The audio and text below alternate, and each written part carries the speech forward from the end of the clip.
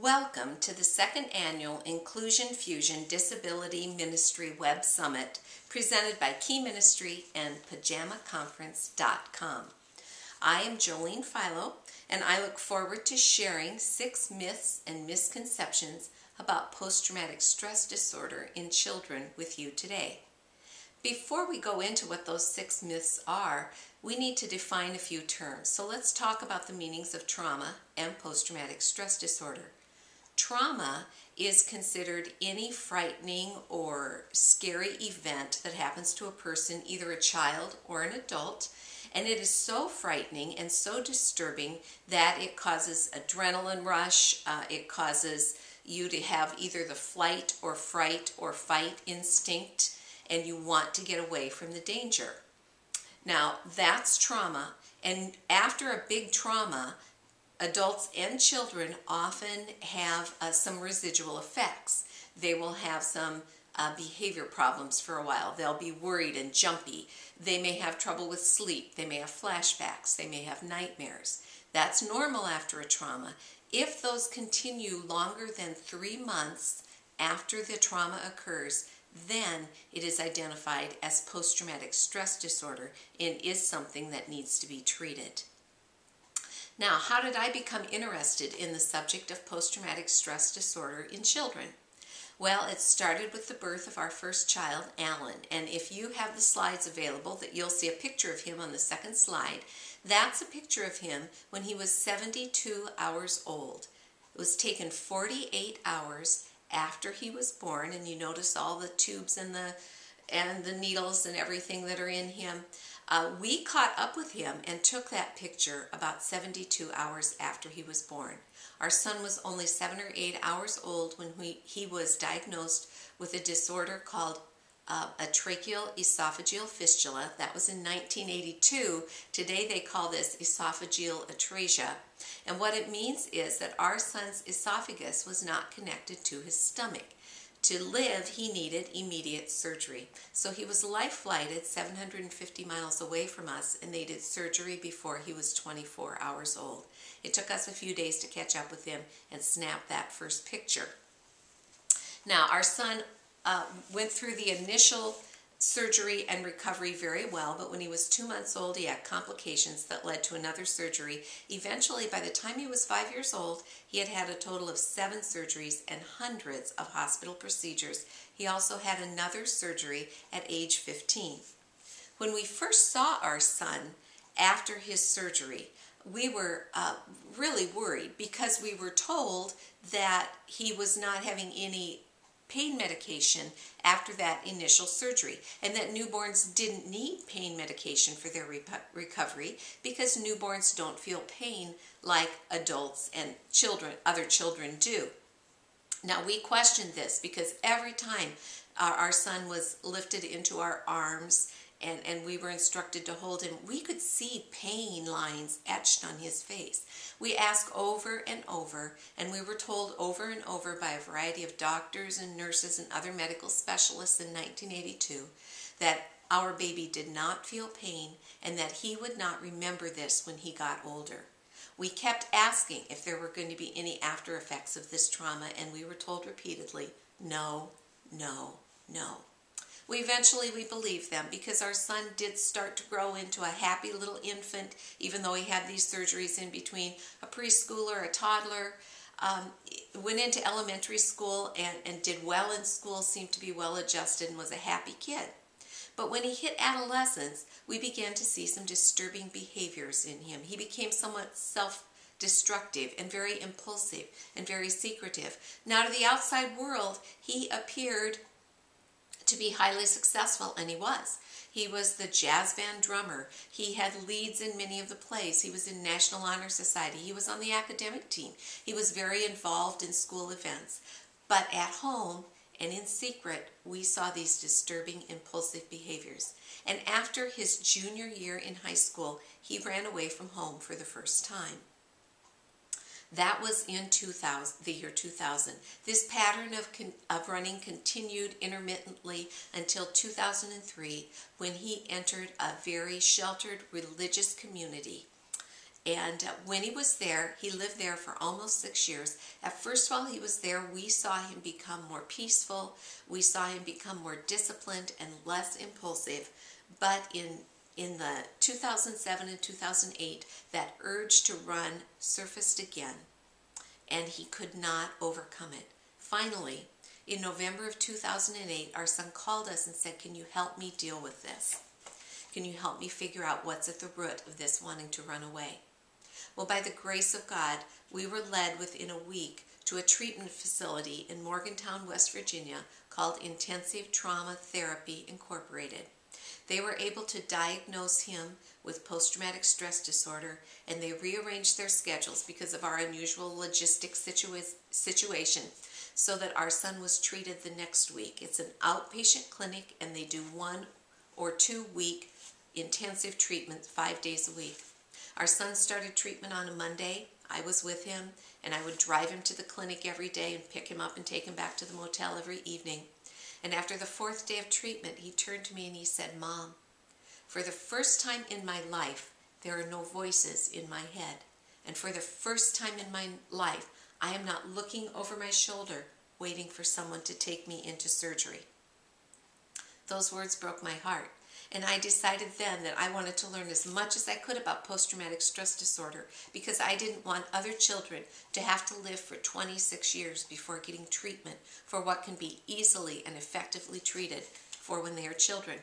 Our son has made a full recovery. He did not return to that religious community that he had entered.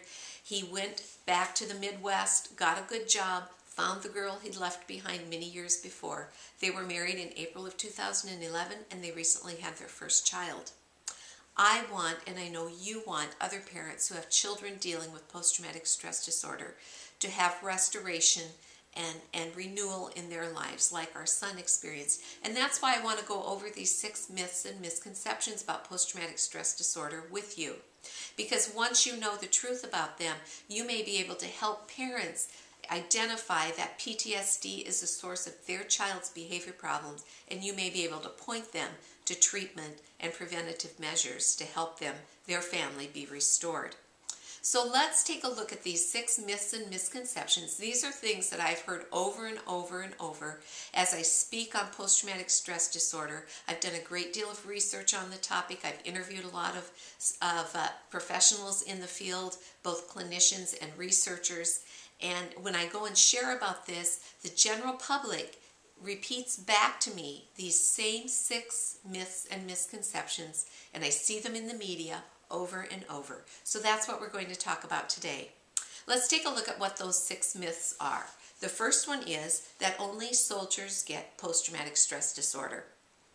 The second myth is that this isn't PTSD we're seeing in kids, it's bad parenting. Myth number 3, and this one is common in the Christian community, is that it's not post-traumatic stress disorder we're seeing in these kids, it's sin. Myth 4, kids don't remember what happened to them when we were babies. We heard this one in 1982, and I still hear it today. The same with myth number 5, newborns don't feel pain. And finally, another myth that I read about a lot in the media is that fetuses can't experience trauma. Those are the 6 myths. Let's take a look at each one of them, one by one. The first misconception, only soldiers get PTSD.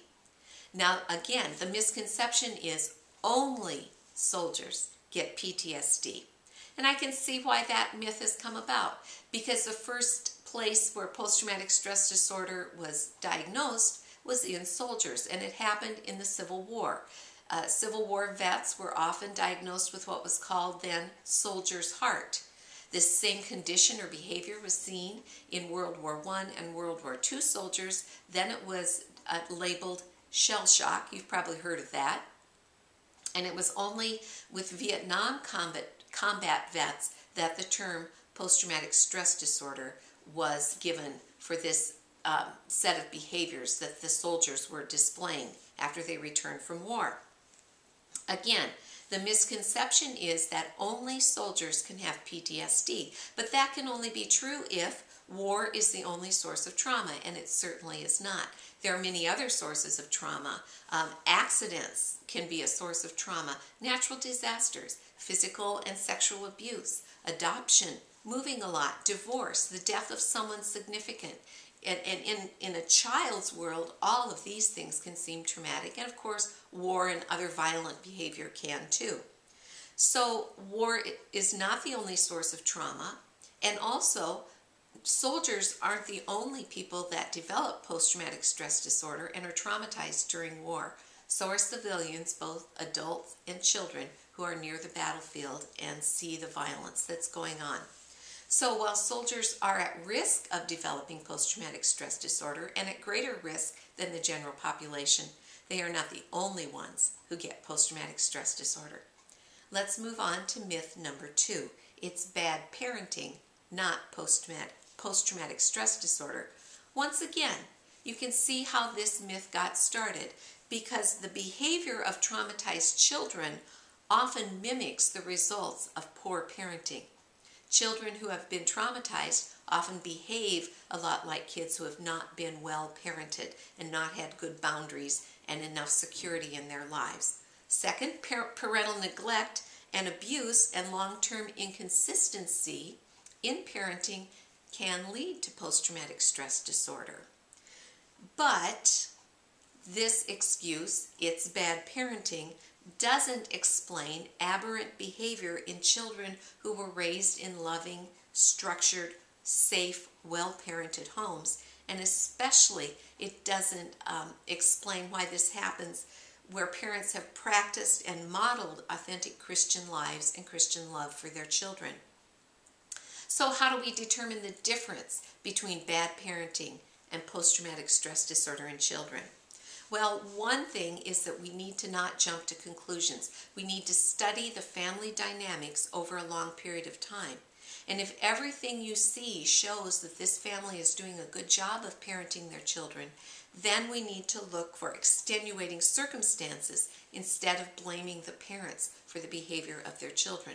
We need to ask questions about the child's history, if there's ever been any source of trauma in that child's life. And if we see any evidence that there has been trauma of some sort in a child's life, we then, as church special needs ministry people, can share information about post-traumatic stress with families when evidence of that childhood trauma does exist. Because it's only then when parents and the general church community will quit blaming parents for bad parenting, and it's only then that they will seek treatment to restore their child's mental health and the family's equilibrium. So let's move on to the third myth, and that is that it's not post-traumatic stress disorder. It's sin that we're seeing displayed in this child's behavior. Now again, I can see where this myth gets started, and I imagine you can too, because children who respond to a post-traumatic stress disorder trigger when they encounter something that reminds them of the initial traumatic event, and then they respond, they often will exhibit what we define as naughty behaviors. They may display anger or belligerence, disobedience, lying. They may even strike out physically. They may, like my son, run away. Now, in Christian circles, when we see behavior in children that appears to be naughty, we perceive it as sin. And what is the Christian antidote to sin? Bringing sinners to a saving relationship with Jesus Christ so they can then repent of those sins and begin to change their behaviors. They move away from the sins and begin to conform to Christ's own example. But when children and adults with post-traumatic stress disorder become Christians, their behaviors that we perceive as sinful rarely change. And this is because they are not the result of willful sin. Post-traumatic stress disorder behavior is triggered by the original event, as I mentioned before. And so it is buried deep within, and the response is involuntary, and it's an instinctual reaction of an injured mind. Now, just like physical injuries, mental injuries need proper treatment and prayer rather than judgment or an urge for salvation for healing to occur. Now, well-meaning believers would never look at the parents of a child who had just broken the child had just broken their leg, and we would never say to that person, oh, well, you need to bring your child to Christ and then that broken leg will heal. No, we would urge the parents to go seek healing for that child's broken leg, and then as the recovery is in progress and the child becomes whole again physically, then we would start talking to the family and to the child about the importance of having Christ in their lives. And the same needs to be true when we're dealing with a child who has a mental injury.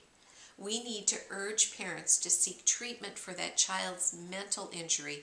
And when the child is mentally whole again and the behaviors have settled down because the injury is gone, then we can talk to the parents and to the child about the need for salvation.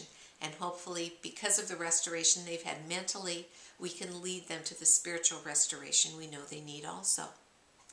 Let's go on to the fourth myth now. Kids don't remember what happened to them when they were babies. Well, how much do you remember about what happened to you before age 3? And when you talk to your own children, if you have them, about the things you remember that happened to your kids before they were 3 years old, how much did they remember? Not much. You have to tell them what happened, and they don't remember it. And that's true of all people. We don't remember much of what happens to us before we're 3 years old, because much of that information, we are nonverbal or pre-verbal at that time, and so we don't store what we remember in words, and we can't access it through words or explain it through words. What we remember from when we were before 3 years old is stored as images, senses, smells, sounds, feelings. Now the children store traumatic pre-verbal memories that way. We store them differently than we do our verbal memories. And a white paper at the National Child Traumatic Stress website says that traumatic events have a profound sensory impact on young children. Their sense of safety may be shattered by frightening visual stimuli, loud noises, violent movements, and other sensations associated with an unpredictable, frightening event. The frightening images tend to recur in the form of nightmares, new fears, and actions or plays that reenact the event. That's how we remember traumatic pre-verbal events. The good news is that children also store their good pre-verbal memories differently. Joy D. Osofsky, the author of clinical work with traumatized children, says, a secure relationship with a caregiver provides the most potent defense against overwhelming stress. Caregivers and family systems that function well are the best predictor of good adjustment over time by children traumatized in their early years. So the good things we can put into a child's life after they've been traumatized can help that child recover from the trauma. Case in point comes from our own child's early years. When Alan was in the neonatal intensive care unit, I was often taking naps in our room because I had just given birth. And my husband Hiram would go to the NICU and spend hours with our son. He would sit beside Alan's isolette and he would reach his hand through the little hole in the isolette, and Alan's little body was covered from head to toe with tubes and wires and patches. But Hiram would reach his hand in and he would rub Alan's cheek over and over, and he would talk to Alan in a soft, gentle, quiet, calm voice, hour after hour. Now, when our son became verbal, as he got older, he would say to us, as a preschooler, as an elementary child, and even into early adolescence, when he got upset or scared or frightened, he would say to us, Mom, Dad, rub my cheek. He remembered that good pre-verbal memory, and he even was able to access and use it to help deal with the trauma that he was fighting against. So, memories are stored in pre-verbal children as images, sounds, smells, and other sensations that can't be put into words, but kids do remember them. Let's go on to to myth number 5. Newborns don't feel pain.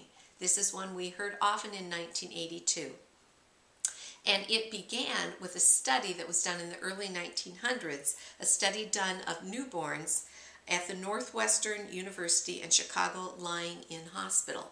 Now what this study did was it looked at newborns born in that hospital, and every day for 12 days, starting at birth, they pricked the heel of these newborns with a pin or something and observed the response to the pain. And all of the newborns did not respond at all. By the end of the 12-day period, they were responding as you would expect a normal, healthy baby to. But they drew the conclusion then that newborns don't feel pain like other people.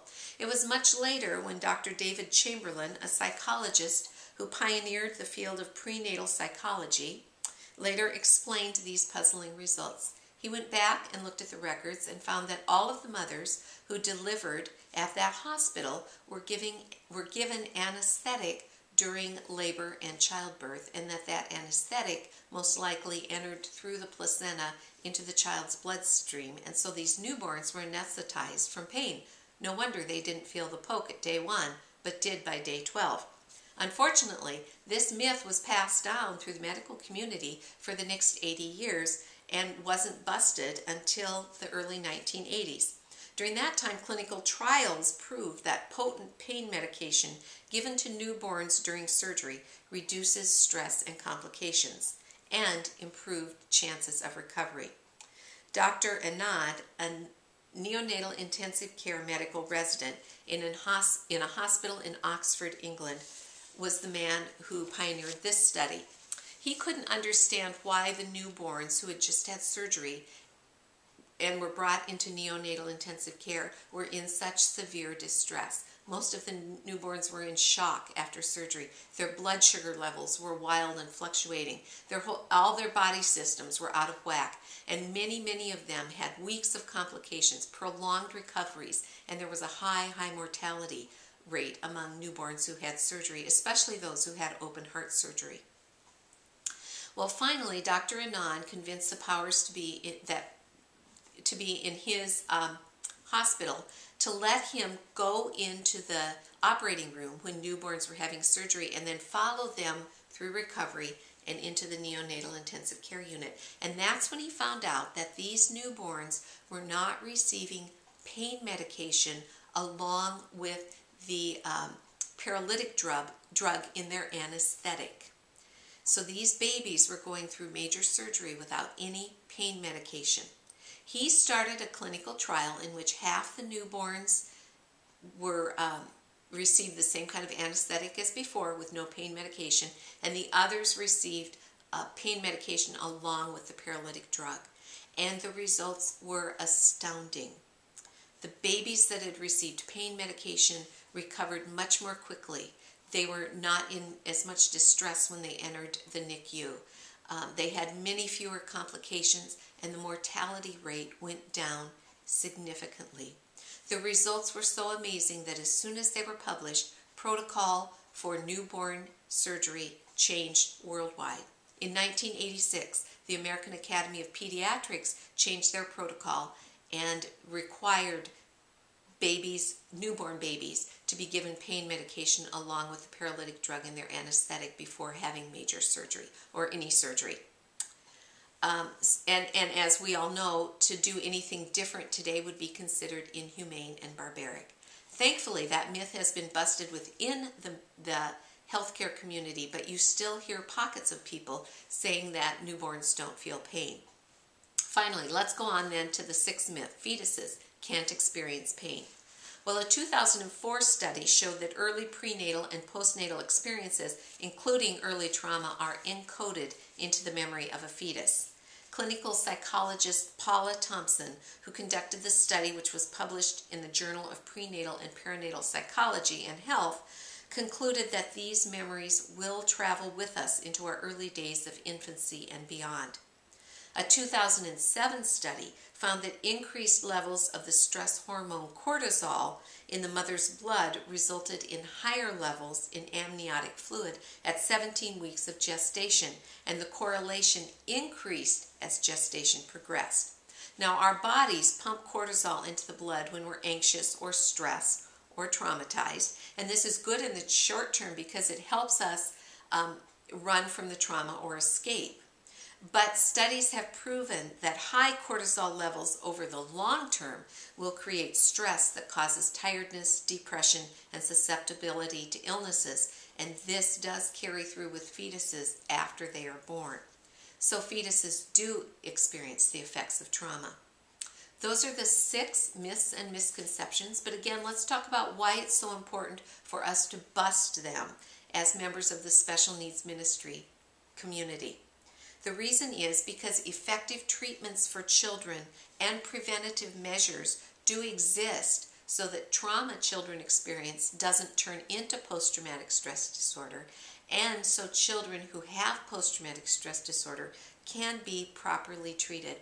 Now, churches are in the business of restoration, so it is our duty as members of the special needs ministry community to promote restoration. We can share truth with affected families. We can encourage parents to find treatment for their children. Doing so is biblical because treating trauma in children shows the children the truth about their experience, their traumatic experience. They're then able to put that experience to rest and move forward with their lives. During our son's treatment, one verse from Scripture came to mind over and over. You shall know the truth, and the truth shall set you free, which is from John 8:32. Alan's treatment truly did set him and our family free from the effects of post-traumatic stress disorder. My prayer is that by busting these myths and misconceptions, many more children and their families will one day experience the same freedom. I hope that you, as a leader in the special needs ministry at your church, will join me in helping parents find the treatment their children need who are suffering from post-traumatic stress disorder. For those of you who would like more information about post-traumatic stress disorder, I invite you to visit the Intensive Trauma Therapy Clinic's website at www.traumatherapy.us. You can also read more about post-traumatic stress disorder in kids at my website, which is differentdream.com. And if you're interested in reading a little bit more about it, there is one chapter in my book, Different Dream Parenting, that deals exclusively with mental illness in children who have special needs, including post-traumatic stress disorder. And this book is available at the Inclusion Fusion website store, so I encourage you to go there. I'm also working on a new book dealing completely with post-traumatic stress disorder in children, but I'm unsure when that book will be released as of now, so keep watching for details on that. Again, thank you so much for joining me today and for taking part in Inclusion Fusion. I hope you have a great time attending all the other sessions. Thank you.